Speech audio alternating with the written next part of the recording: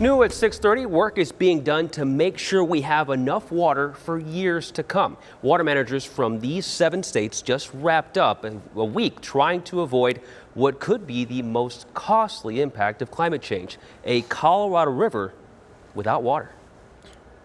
Over the past 20 years, the water levels have dropped dramatically, 170 feet on Lake Mead, more than halfway to a disastrous dead pool when no water at all will flow through Hoover Dam.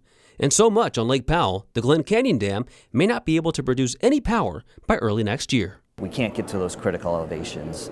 The functioning of these systems needs to be maintained for the 40 million people that rely on it. In the face of that fear, more than 1,000 key players from the Colorado River Water Users Association came together in Las Vegas to share ideas and possible solutions. Everyone's worried of what's going on, and they know they need to do something about the situation. Less snow from the sky is part of the problem, but the real issue is on the ground. Warmer temperatures are drying out the soil, so when it rains or the snow melts, it's soaking into the ground instead of running into the tributaries, and more of what does run off is evaporating.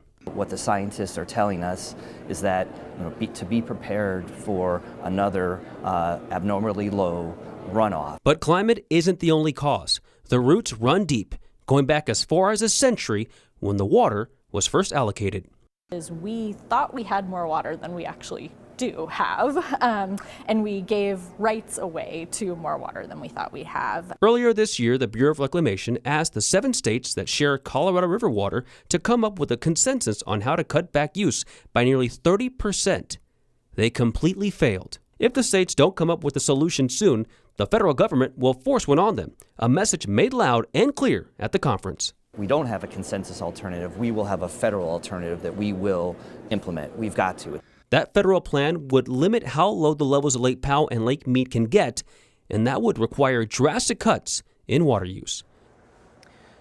And by the way, this story was done along with our partners at the Water Desk. Now, ABC15 Impact Earth is committed to highlighting sustainable solutions to climate change. Head over to abc15.com/impactearth to find stories on ways to save water.